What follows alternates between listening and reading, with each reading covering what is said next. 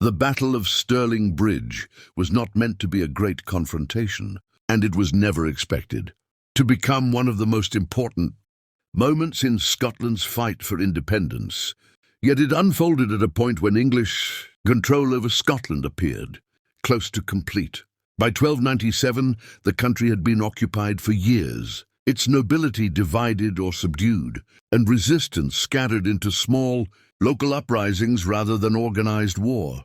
Edward I of England ruled with authority and experience, having already demonstrated his ability to dominate Wales and impose order through force. And from his perspective, Scotland was a problem already solved. English officials governed from key strongholds. Taxes were collected and garrisons enforced obedience, creating the impression of stability rather than imminent revolt. However, beneath that surface, resentment remained strong, particularly among communities burdened by occupation and harsh administration. And it was from this environment that resistance began to coalesce. William Wallace did not emerge as a traditional, noble leader, but as a figure shaped by local grievances and personal loss, rallying support through action rather than lineage, while Andrew Moray led a parallel rebellion in the north, weakening English authority far beyond what London initially recognized.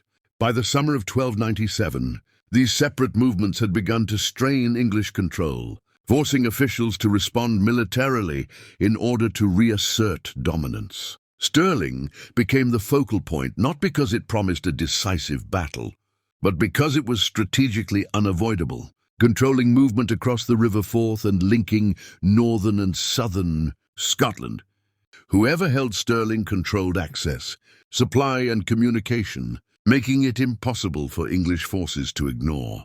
An English army was dispatched to deal with the growing unrest, confident that a show of force would be enough to scatter the rebels as it had elsewhere.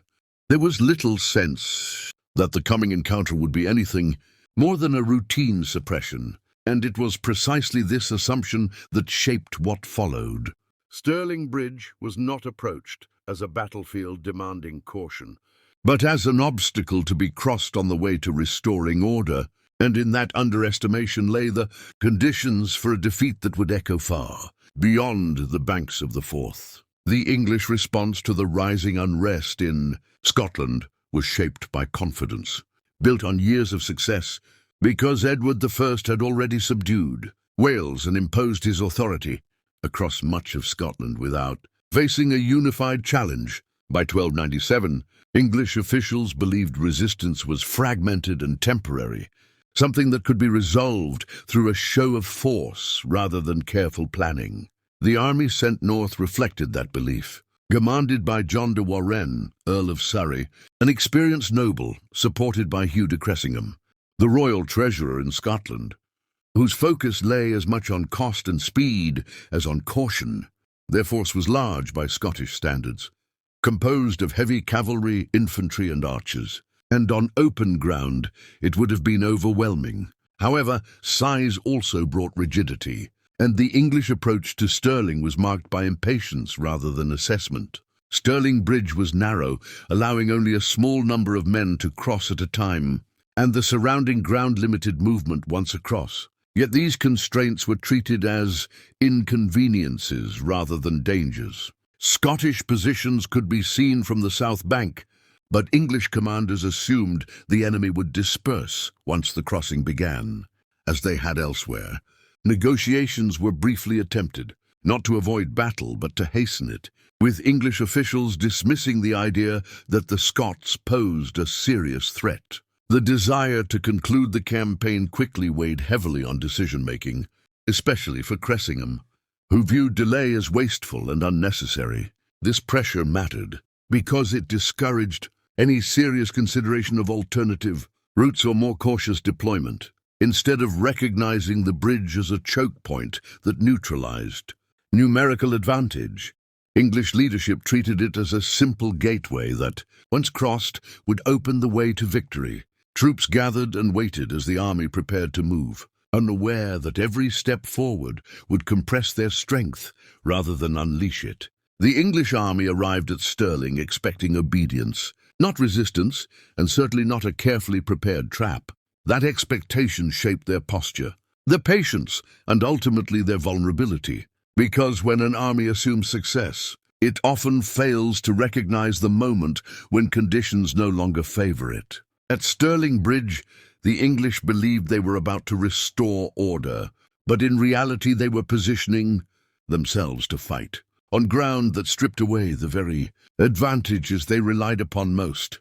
While the English army gathered with confidence, the Scottish forces preparing near Stirling were very different in both character and expectation, because they were not a unified national army, but a coalition formed out of necessity.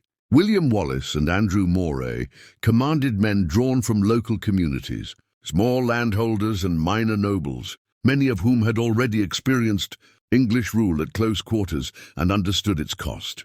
These were not professional soldiers in the English sense, but they were motivated by survival, resentment, and familiarity with the land they were defending. Wallace and Moray recognized that they could not defeat the English in open battle, where cavalry and numbers would overwhelm them. So instead, they focused on positioning and timing rather than strength. The Scots took up positions north of the River Forth, choosing ground that forced any advancing enemy to cross the narrow wooden bridge at Stirling, where only a limited number of troops could pass at once. This decision transformed the bridge from a route of advance into a weapon, because it ensured the English army could never bring its full force to bear. Scottish forces remained largely hidden from view, waiting patiently while the English debated their next move, and this restraint was crucial, because it allowed frustration and impatience to build on the opposite bank. Wallace and Moray understood that battles are often decided by when to act rather than how, and they resisted the temptation to engage too early or reveal their strength. Instead, they allowed small numbers of English troops to begin crossing, watching carefully as formations stretched and cohesion weakened. The plan depended on discipline and trust, because if the Scots attacked too soon, the English could retreat across the bridge, but if they waited too long, the growing number of troops across the river might overwhelm them. This balance required confidence in judgment rather than courage alone. Morale among the Scots was cautious but steady, built not on certainty of victory, but on belief in the plan and the leadership guiding it. Andrew Moray's experience in the North and Wallace's growing reputation combined to create a command structure that valued patience over impulse. As the morning wore on, the Scots remained still, allowing the English to make the first move, knowing that once the crossing began in earnest, the battlefield would narrow, numbers would compress, and the moment they had prepared for would finally arrive. Stirling Bridge was not a place chosen for heroics, but for control, and in choosing to wait rather than charge, the Scottish leaders shaped the battle long before swords were drawn. As the morning progressed, the narrow bridge at Stirling became the center of everything, because it forced the English army into a decision that would shape the entire battle. Despite warnings and opportunities to pause, English commanders allowed the crossing to begin, confident that once troops were on the far bank, the Scots would retreat or be swept aside. The bridge itself was little more than a wooden structure spanning the River Forth, narrow enough that men crossed in small groups rather than formed units. And this detail mattered enormously. Each company that crossed became isolated from those behind it, unable to receive immediate support if fighting began. Scottish forces watched carefully from higher ground, remaining silent and still, allowing more English troops to commit themselves to the far side of the river. Patience was essential, because the plan depended on letting the enemy expose weakness through movement, rather than confronting strength head-on. As English soldiers continued to cross, their formations stretched thin, and communication between units broke down almost immediately. Cavalry that crossed found little space to maneuver, while infantry clustered together near the bridgehead, waiting for orders that could not easily reach them. On the south bank, more troops gathered, unaware of the growing congestion ahead, and pressure mounted to continue the advance. This slow, uneven flow of men created a battlefield split in two, with neither side fully able to support the other. Wallace and Moray allowed this process to continue, understanding that the longer it lasted, the more fragile the English position would become. The moment required restraint, because attacking too early would allow the English to retreat back across the bridge, while waiting too long risked facing an overwhelming force. Timing, rather than courage, would decide the outcome.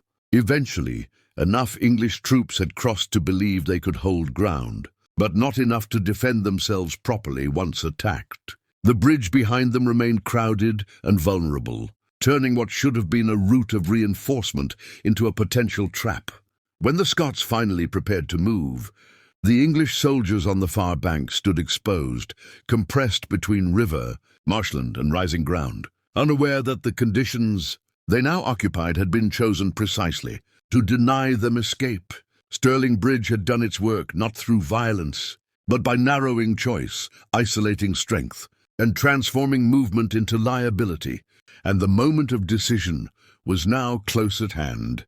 The moment Wallace and Moray had been waiting for came quietly, not with a signal horn or shouted command, but with the simple realization that enough of the English army had crossed the bridge to be vulnerable. By late morning, a substantial force now stood on the northern bank of the River Forth, compressed into a narrow strip of land between the water, marshy ground and rising slopes, while thousands more remained crowded behind the bridge, unable to see clearly what was happening ahead. This division mattered, because it meant the English army was no longer a single force, but two separated bodies unable to support one another. Wallace and Moray acted decisively, ordering their men forward not in a reckless charge, but in a controlled advance that struck the exposed English troops before reinforcements could arrive. Scottish forces surged down from higher ground, targeting the bridgehead and cutting off the troops who had already crossed.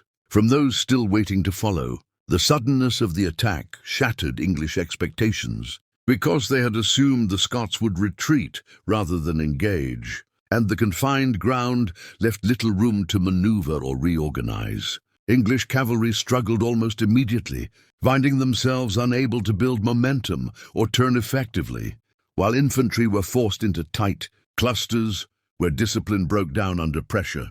As fighting intensified, panic began to spread among the English troops on the far bank, who realized they were isolated and heavily outnumbered at the point of contact despite the larger army waiting uselessly behind the bridge. Attempts to push more men across only worsened congestion, turning the bridge into a bottleneck where soldiers were trapped, trampled, or forced into the river. Command collapsed as officers were killed or separated from their units, and orders failed to travel through the chaos. Wallace and Moray pressed their advantage relentlessly, driving the English back toward the water and preventing any organized withdrawal. The narrow crossing that had seemed a minor inconvenience, hours earlier now became a fatal constraint, transforming English strength into helplessness. By the time the English commanders on the south bank fully understood what was happening, the battle on the north bank had already been decided. Stirling Bridge had become exactly what the Scots intended, a trap that neutralized numbers, isolated force, and allowed a smaller army to destroy a larger one piece by piece. Once the Scottish attack gained momentum, the English position on the north bank began to collapse with alarming speed, because the conditions of the battlefield left no room for recovery or regrouping. Units that had crossed the bridge in confidence now found themselves surrounded by confusion, unable to maneuver or receive support, and forced to fight in cramped ground where formations dissolved almost immediately. The narrow strip of land between river and marsh became choked with men, horses, and equipment, turning movement into struggle rather than advantage. English cavalry, so effective on open ground, were rendered almost useless, their horses slipping on soft earth or blocked by infantry pressing in from all sides. As Scottish forces continued their advance, pressure increased steadily, not through reckless pursuit but through controlled movement that denied the English time to stabilize. Many English soldiers attempted to retreat toward the bridge, only to find it hopelessly congested, with troops still trying to cross from the south bank, unaware that Disaster was unfolding ahead. This congestion proved fatal, as men were crushed against one another, pushed into the river, or cut down while attempting to force a way through. The river Forth itself became a hazard, with soldiers weighed down by armor drowning in shallow water as panic replaced discipline. Attempts by English commanders to restore order failed, because communication had broken down entirely, and no single figure could impose authority amid the chaos. Hugh de Cressingham was killed during the fighting, his death symbolizing the collapse of English control and further accelerating panic among the troops. As word spread that leaders were dead or missing, fear rippled outward, transforming retreat into flight. The Scottish advance continued without pause, exploiting the confusion while maintaining cohesion, ensuring that no organized resistance could reform. By this stage, the battle was no longer a contest of strength or skill, but a rout driven by geography, timing, and the irreversible breakdown of command.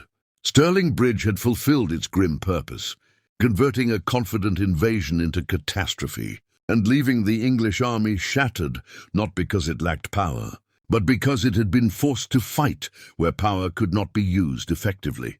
As the fighting on the North Bank collapsed into chaos, the consequences spread rapidly beyond the immediate battlefield.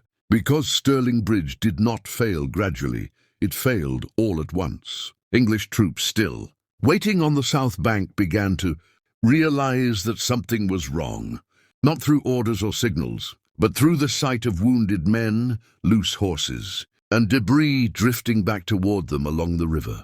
Confusion replaced confidence as the sounds of battle intensified and then abruptly shifted, no longer carrying the rhythm of organized fighting, but the noise of panic and flight.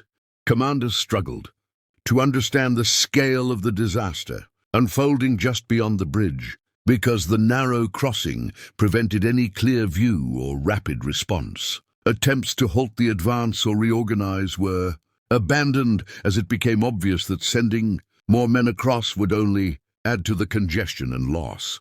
For those English soldiers already trapped on the North Bank, the realization that retreat was impossible came too late. As Scottish forces continued to press forward, driving survivors toward waterlogged ground and cutting down those who resisted. The psychological impact of being cut off from support proved devastating, because soldiers fight differently when they believe reinforcement is impossible. Discipline evaporated as individuals sought escape rather than formation, and once that instinct took hold, it spread uncontrollably. The bridge itself became a symbol of disaster. Not a route to safety, but a barrier separating those who might still escape from those already condemned. Some English soldiers attempted to swim the river in desperation, weighed down by armor and panic, while others were trampled or forced into the water by the press behind them. Scottish pressure remained consistent and focused, not accelerating into disorder, but maintaining enough momentum to ensure no regrouping could occur. By midday, organized English resistance on the North Bank had ceased entirely, replaced by scattered attempts to flee or surrender. The battle had moved beyond tactics and into inevitability, because once cohesion was lost and escape denied, the outcome could no longer be reversed.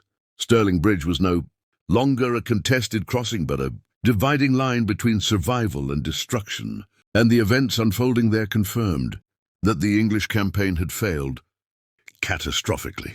What remained was not a battle to be won or lost, but the aftermath of a decision made hours earlier to advance without caution, across a narrow span, underestimating an enemy who had chosen patience over force. With organized resistance on the North Bank destroyed, the battle entered its final phase, one defined less by combat than by consequence, because the collapse at Stirling Bridge left the English army facing a reality it could no longer correct. Those who had not crossed now understood that the campaign had failed, not through gradual defeat, but through sudden, irreversible loss. And the priority shifted from victory to survival. The narrow bridge that had enabled English advance now prevented meaningful pursuit or rescue, leaving commanders on the South Bank forced to accept that thousands of men were lost beyond recovery. Attempts to stabilize the situation were abandoned as news spread of deaths, drownings, and the destruction of entire units north of the river. The psychological impact of this realization was severe because armies do not simply lose soldiers at once without losing confidence in leadership, judgment, and purpose. As word filtered through the ranks, fear replaced certainty, and discipline weakened even among those not directly engaged. The decision was made to withdraw, not as a measured retreat, but as a necessity because, remaining near, Stirling offered no path forward and only increased the risk of further disaster. English forces pulled back southward, abandoning the field and any attempt to regain control of the crossing, while Scottish forces consolidated their position, securing the battlefield and ensuring no renewed advance could occur. For Wallace and Moray, the priority now was not pursuit across open ground, but confirmation that the enemy had been decisively broken and that control of the crossing was complete. The victory at Stirling Bridge was not defined by annihilation of the English army, but by the destruction of its ability to operate in Scotland at that moment.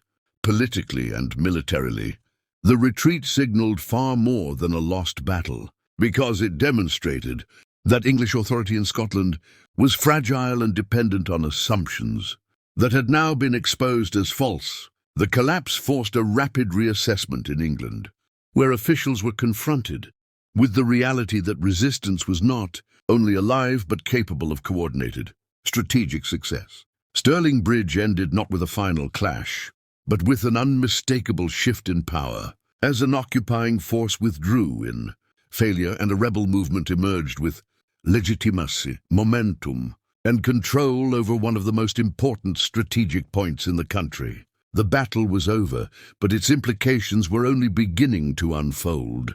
In the immediate aftermath of the fighting, the scale of what had happened at Stirling Bridge became clear not through celebration, but through silence and absence, because an English army that had arrived in confidence had effectively ceased to exist as a coherent force. Thousands were dead, drowned, or scattered, and those who escaped did so without order, leaving behind equipment, banners, and any illusion of control. John de Warenne, Earl of Surrey, survived the defeat, but his authority was shattered, and the loss of Hugh de Cressingham underscored the collapse of English administration in Scotland.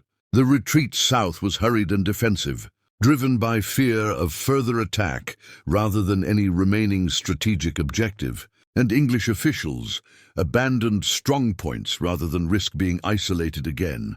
For the first time in years, English power in Scotland appeared vulnerable, not because it had been worn down over time, but because it had been decisively exposed in a single engagement. For the Scots, the victory carried immediate military benefits, but its deeper impact was political and psychological, because it demonstrated that English occupation could be challenged successfully through coordination, patience, and understanding of terrain. William Wallace emerged as a national figure rather than a local rebel, and Andrew Moray's role, though cut short by wounds sustained during the battle, proved equally vital in shaping the outcome. Control of Stirling Bridge allowed Scottish forces to move freely across the country, disrupting supply lines and forcing English garrisons into defensive postures. The balance of initiative shifted, with resistance transforming into organized leadership rather than scattered revolt. News of the defeat spread rapidly, shocking English authorities who had believed the campaign to be routine, and inspiring renewed confidence among Scottish communities that had previously hesitated to resist. Yet the victory also carried risks, because it elevated expectations and placed enormous pressure on Wallace to govern as well as fight, a challenge that would soon test the limits of the movement he now led. Stirling Bridge did not end the war, but it reset it entirely, stripping England of momentum and replacing inevitability with uncertainty. What followed would be shaped by this moment, because after Stirling Bridge, Scotland was no longer simply reacting to occupation, but asserting itself as a force capable of shaping its own future through calculated action rather than desperation. Stirling Bridge did not secure Scottish independence on its own, but it changed the course of the war in a way few single battles ever do, because it shattered the assumption that English control was permanent and unchallengeable. The victory proved that occupation could be broken not by matching strength with strength, but by choosing when, where, and how to fight. For Scotland, the battle marked the transition from scattered resistance to organized national struggle, giving legitimacy to leadership that had previously relied on reputation and necessity rather than authority. William Wallace emerged as Guardian of Scotland, tasked not only with continuing the war, but with governing a country still under threat. While Andrew Moray's contribution, though often overshadowed, remained central to the success achieved at Stirling. Militarily, the battle reinforced a lesson that would echo across medieval warfare, that terrain, timing, and patience could neutralize numerical superiority, and that armies which advanced without caution risked turning their own strength into weakness. Politically, the defeat forced England to reconsider its approach, drawing Edward I back into direct involvement and escalating the conflict, rather than ending it, a response that would lead to further battles and immense cost on both sides. Yet for all that followed, Stirling Bridge endured as a moment when control shifted decisively, if temporarily, away from an occupying power and back into Scottish hands. The bridge itself, once a simple crossing, became a symbol of how power can collapse when confidence replaces judgment. Today, little remains of the battlefield as it was in 1297, but the consequences of what happened there remain embedded in Scottish historical memory, not because the battle was large or glorious, but because it was precise, calculated, and effective. Stirling Bridge stands as a reminder that history often turns not on overwhelming force, but on restraint, awareness, and the willingness to wait for the right moment to act. In that sense, the battle's significance lies not only in what it achieved, but in how it achieved it, offering a clear example of how smaller forces can shape events far beyond their size when strategy and circumstance align.